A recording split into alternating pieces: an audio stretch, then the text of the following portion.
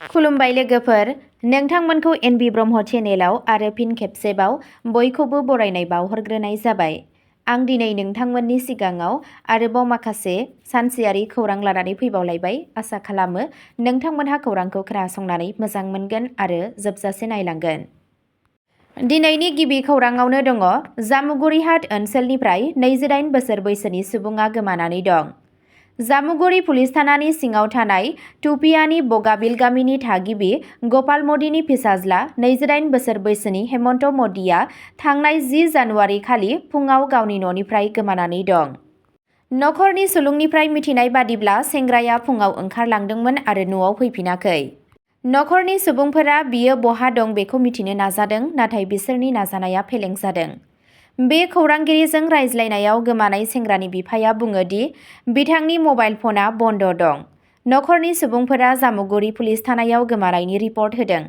सोरबाफोर हौवासानि सोमोन्दै खौरां मोनोब्ला बिसोरजों सोमोन्दो लाखिनो 8811012210 नम्बर होनाय जादों। गुबुन मोनसे खौराङाव दङ, गिबि मन्थ्रि हिमन्त बिश्व शर्मानि नाजानायाव धारापुराव मेट्रिक आनजाद होगिरिफोरनो बेसेन नाङि आनजादनि फोरमान बिलाइ होनाय जादों। बे राननाय हाबाफारिखौ धारापुर फरायसालिनि गेलेग्रा फोथाराव गोजौ फरायसालिनि फरायसाफोरनि थाखाय 4 नं धारापुर गाव पन्चायतआव खालामनाय जादों। गासै सा 49 मेट्रिक आनजाद होगिरिफोरा आनजादनि थियारियाव हेफाजाब होनो थाखाय बेसेन नाङै आनजाद बिलाइ मोननो हादों। बे हाबाफारिखौ गुवाहाटी मेट्रपलिटान जिल्ला बिजेपिनि आफादगिरि तपन दासनि मासिगिरि महरै खुंनाय जादों। आनजादनि बिलाइफोरखौ हिन्दु सम्मिलन उडान आफादनि आफादगिरि सैताभ भराली, बिजेपिनि गुवाहाटी बिमानकेटि मण्डल कृषक मोर्चानि आफादगिरि कृष्णकान्त दास, बिजेपिनि गुवाहाटी बिमानकेटि मण्डलनि गाहाय नेहाथारि Gautam Das, BJP Guwahati metropolitan district युवा मोर्चानि लेङाइ आफादगिरि हितेश कलिता आरो आजिरा मोननाय फोरोंगिरि धीरेन्द्र चन्द्र दास आरो जतिन चन्द्र कलिताया राननानै होयो। गुबुन मोनसे खौराङाव दङ, मेघालयआव खैला खनियाव आसामनि मावदांसानि जिउ खहा।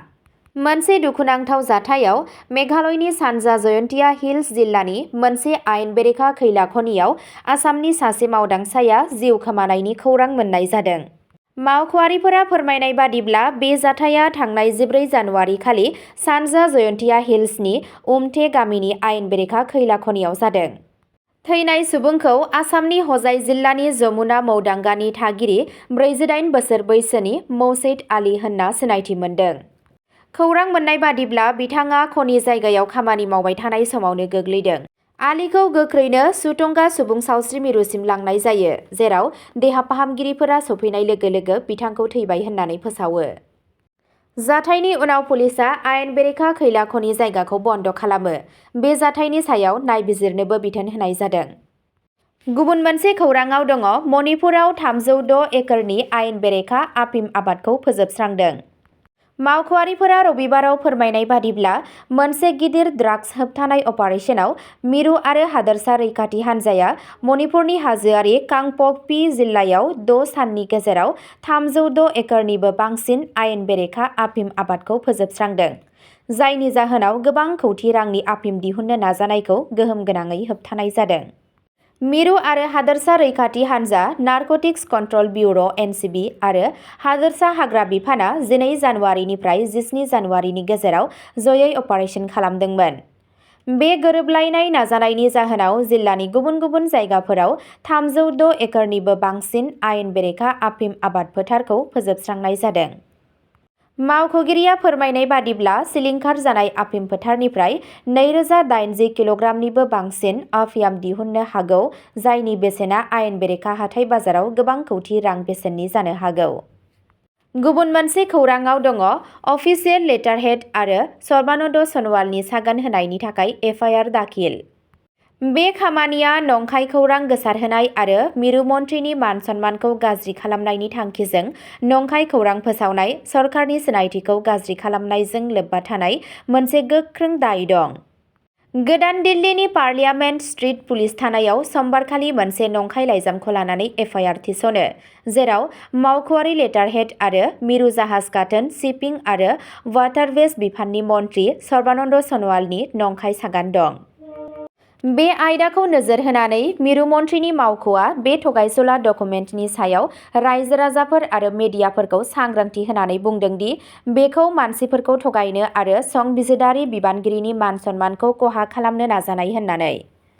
बे केसआव एफआइआर होनाय जादों आरो आयेन बाहायग्रा एजेन्सिफोरखौ थाबैनो जाथायनि सायाव नायबिजिरनो आरो दायनिगिरिफोरनि बेरेखायै गोख्रों आयेनारि राहा लानो थाखाय खावलायनाय जादों होनना बिबुंथियाव बुंनाय जादों।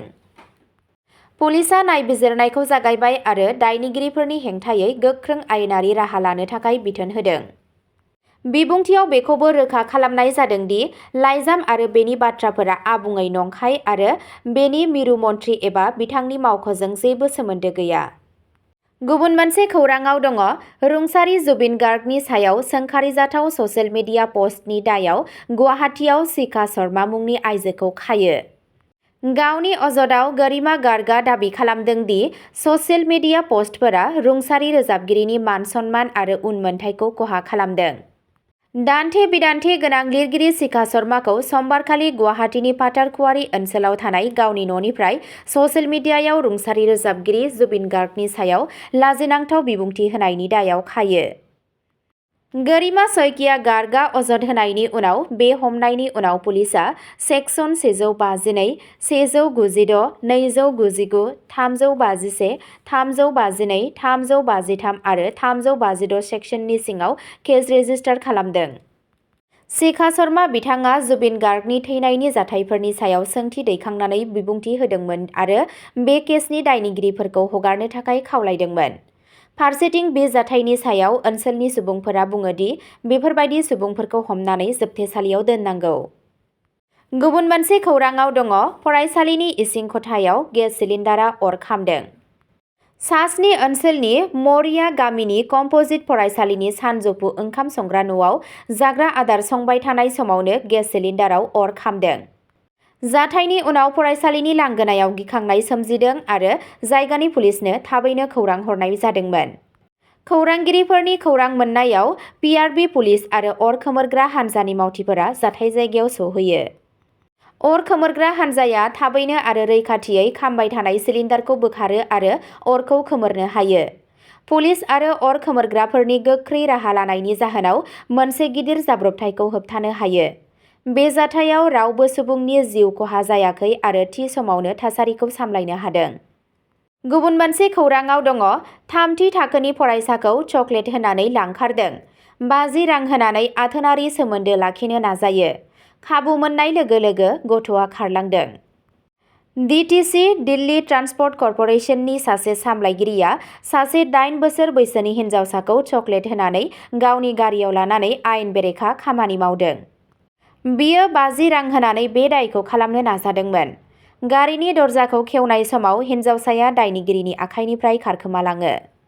गारिनिफ्राय ओंखारनाय समाव जोखोम जादोंमोन आरो जिल्ला फाहामसालियाव फाहामथाय होनाय जादों। फुटेजनि सायाव बिथा खालामनानै पुलिसआ दायनिगिरिखौ खादों। कंखरखेरानि रहता रडनि मोनसे कल'नियाव थागिरि हिन्जावसाया गुदि फरायसालिनि थामथि थाखोनि फरायसा। गोजां बोथोरनि समाव हिन्जावसाया फुंनि 10 रिंगासोआव फरायसालियाव थाङो। फरायसालिया जोबनाय लोगो लोगो बियो 10:30 रिंगासोआव फैफिनगासिनो दंमोन।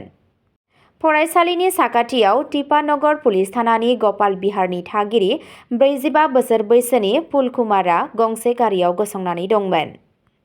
एसपि सिटी आयुष बिक्रम सिंहआ फोरमायनाय बादिब्ला फुलकुमारआ हिन्जावसाखौ फरायसालियाव थांनाय नुदोंमोन। बेनि उनाव जेब्ला बियो फरायसालिनिफ्राय फैफिनबाय थादोंमोन अब्ला बियो चकलेट होनानै फुस्लायो आरो गारियाव न'सिम लांगोन होनना बुङो। हिन्जावसाया न'आव सौहैनानै बिबैनो गासैबो खोथाखौनो खिन्थायो। बिबैया काउन्सिलर दानिश सैफी आरो बारग' काउन्सिलर मनज सैनीखौ फोरमायहरो। कांखरखेरा पुलिस आरो सिअ दौराला लोगो लोगो जाथाय जायगायाव सौहैयो। पुलिसनि हेफाजाबजों हिन्जावसाखौ जिल्ला फाहामसालियाव थिसननाय जायो। पेट्रल पाम्पनिफ्राय मोननाय फुटेजनि सायाव बिथा खालामनानै पुलिसआ वेगनारनि नम्बरखौ ट्रेस खालामो, जाय नम्बरा दिल्लीयाव रेजिस्टार जादों। बेनि उनाव गारिनि बिगोमा फुल सिंहखौ बिनि न'आवनो हमो। गुबुन मोनसे खौरांआव दङ पाकिस्ताननि मलाव अर खामनायनि जाहोनाव खमैबो 21 सुबुंनि जिउ खहा, गोबां सुबुंफोरा गोमाना दंमोन। पाकिस्ताननि देरसिन नोगोर कराचिनि मोनसे शपिं सेन्टाराव अर खामनायनि जाहोनाव सासे अर खोमोरग्रा हानजाजों लोगोसे सा 21 सुबुंनि जिउ खहा जायो।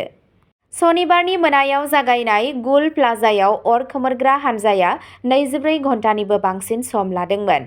बे बिल्डिंआव 1200 बाख्रिफोर दंमोन आरो बेयो 8000 बर्ग मिटार (86,111 बर्ग फुट)खौ आवग्रिना लादोंमोन। जायगानि इमारजेन्सि सिबिथाया फोरमायनाय बादिब्ला सनिबारनि मोनायाव रैखाथि होग्राफोरा जाथायथिलियाव सौहैनायसिम गासै बिल्डिंआ सिगांनिफ्रायनो अर जोंब्लावनानै दंमोन। 60 सुबुंफोरा गावसोरनि नखरनि सुबुंफोरा गोमानायनि खौरां मोन्दों। बे अरा बिल्डिंआव प्लास्टिक पेन, सि-जोम आरो पारफिउम बायदि जोंग्रा मुवाफोर थानायनि जाहोनाव गोख्रैनो गोसारदों। गलादारफोरा अर खोमोरग्रा मेसिनखौ बाहायनो नाजादोंमोन, नाथाय गोख्रों अरखौ सामलायनो हायाखै। सिन्ध सरकारा गुल प्लाजा जाथायाव जिउ खोमानाय सुबुंफोरनि नखरनो 10 मिलियन पाकिस्तानी रां (26,700 पाउन्ड) होनो फोसावदों। जोबथा खौरांआव दङ 5 बोसोर बैसोनि फिसाज्लाखौ बुथारनायनि दायाव बिमाखौ जिउ जोबजासिम जोबथेसालिनि साजा। मध्य प्रदेशनि ग्वालियरनिफ्राय मोनसे दुखुनांथाव जाथाय सोराङाव फैदों, जेराव सासे आइजोखौ गावनि 5 बोसोर बैसोनि फिसाज्लाखौ बुथारनायनि दायाव जिउ जोबजासिम जोबथेसालिनि साजा होनाय जादों। बे जाथाया 2023 मायथाइनि 28 एप्रिल खालाराव जादोंमोन। पुलिस कनस्टेबल ध्यान सिंह राठौरनि बिसि ज्योति राठौरआ गावनि नसुंसेनि उदय इन्दुलियाजों सोमोन्दो थानायनि अजद दं। नायबिजिरगिरिफोरा फोरमायनाय बादिब्ला ज्योतिनि फिसाज्ला जतिनआ गावनि बिमाखौ उदयजों गोरोबलायनाय थासारियाव हमनो मोन्दों। जतिनखौ गावनि बिफा ध्याननि सिगाङाव फोरमायजानो गिनानै ज्योतिआ मोनसे गिख्रंथाव आगान लादों। बियो गावनि 5 बोसोर बैसोनि फिसाज्लाखौ 2 थालानि बिल्डिंनि उखुमनिफ्राय गारहरदों। जतिनआ गावनि जिउनि थाखाय जुजिदोंमोन, नाथाय 24 घन्टानि गेजेरावनो जिउ गोमायो। ध्यानआ सिगांनिफ्रायनो सन्देह खालामनो हमबायमोन दि फिसाज्लानि थैनायनि उनाव माबा मोनसे गोब्राबै गोरोन्थि जादों। खौरां मोन्नाय बादिब्ला बिथाङा गोबां अडिअ' आरो भिडिअ' रायज्लायनायखौ रेकर्ड खालामदोंमोन, जेराव ज्योतिआ मा जादों बेखौ सिमान लादों आरो लोगोसे बिथांनि न'आव फज'नाय केमेरानिफ्राय CCTV फुटेजबो बुथुमदों। बे दायगोनां फोरमानखौ लानानै ध्यानआ पुलिसनि खाथियाव थांनानै अजद होयो। पुलिसआ केस होनानै ज्योति आरो बिनि मोजां मोनग्रा उदयखौ दायनिगिरि महरै थिसनो। नायबिजिरनायनि उनाव बिजिरसालियाव चार्जशीट गथायनाय जायो। बिजिरनायनि समाव बिजिरसालिया होनाय फोरमाननि सायाव बिथा खालामनानै ज्योतिखौ दायनिगिरि हमना जिउ जोबजासिम जोबथेसालिनि साजा फोसावो। नाथाय बिजिरसालिया बिथांनि हेंथायै थोजासे फोरमान गैयैनि थाखाय उदयखौ रेहाय होनाय जायो। अब्ला दिनैनि खौरांआ बेखिनियावनो जोबबाय। एसेनोसै, गोजोन्थों।